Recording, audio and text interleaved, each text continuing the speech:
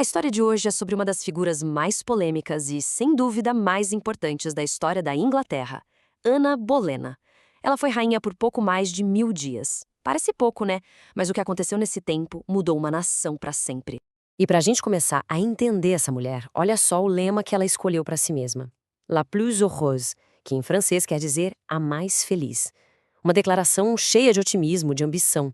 Só que a vida dela transformaria esse lema numa das maiores e mais trágicas ironias da história. Então, a grande questão é essa. Como é que a mulher que se dizia a mais feliz teve um fim tão terrível? É isso que vamos desvendar. E a resposta... a resposta mistura tudo. Uma briga por poder, uma revolução religiosa e uma ambição que não conhecia limites. Bom, tudo começa com a subida dela ao poder. E é importante entender que a Ana não era uma nobre qualquer ali da corte inglesa. Ela era diferente. E essa diferença foi ao mesmo tempo sua maior força e também o que a levou à ruína. O grande diferencial dela? A educação. Enquanto a maioria das damas inglesas da época aprendia a cuidar da casa, Ana estava na Europa, sabe, nas cortes da França e da Holanda, respirando outro ar. Ela não voltou de lá só falando francês fluente, não. Ela voltou com a cabeça cheia de novas ideias, ideias humanistas, reformistas, que questionavam o poder da igreja. Isso deu a ela uma sofisticação e uma mentalidade que ninguém mais na corte inglesa tinha. E é aqui que a história vira de cabeça para baixo. Quando o rei, Henrique VIII, se encantou por ela, ela fez uma coisa que ninguém esperava. Ela disse não. Recusou ser só mais uma amante na lista do rei. Ana era tudo ou nada. Ela não queria um caso, ela exigia a coroa. E essa jogada ousada? Essa jogada deu início a uma verdadeira revolução. Essa exigência dela nos leva direto para o ponto central de tudo: a coroa e a ruptura. Pensa só, o desejo de um rei por uma mulher estava prestes a quebrar um sistema religioso que existia há 1000 anos na Inglaterra.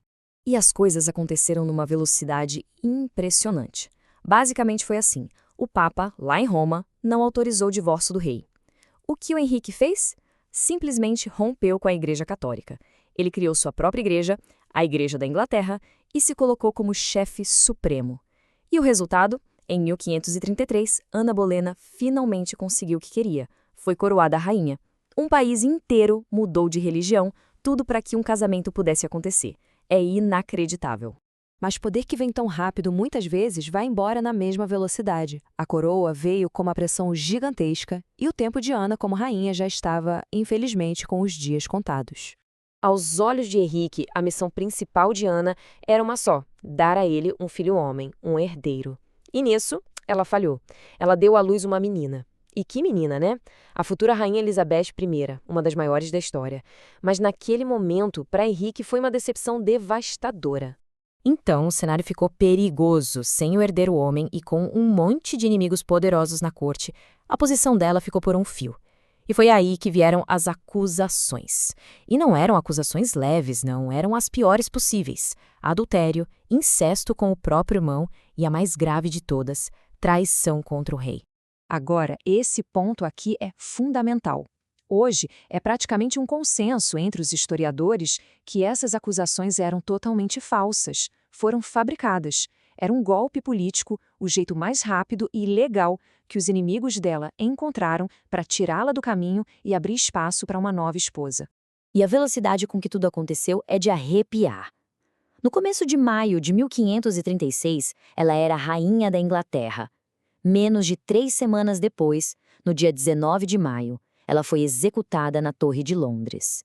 Fim da linha para a rainha dos 1000 dias. Mas a história da Ana Bolena não acaba com a morte dela. Muito pelo contrário. O legado que ela deixou é infinitamente maior e mais duradouro que o seu reinado curto e turbulento. Vamos dar uma olhada. O legado dela é, na verdade, triplo. Primeiro, ela foi a mãe da rainha Elizabeth I. A filha que o pai desprezou acabou se tornando uma das maiores líderes da história.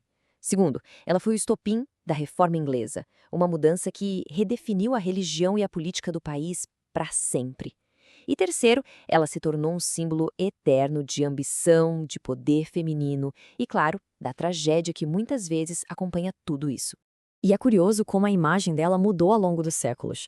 Por muito tempo, ela foi pintada como a grande vilã, a sedutora que manipulou o rei. Hoje a visão é bem diferente. A gente enxerga ela muito mais como uma vítima da política cruel daquela corte e como uma peça central, mesmo que sem querer, de uma revolução religiosa.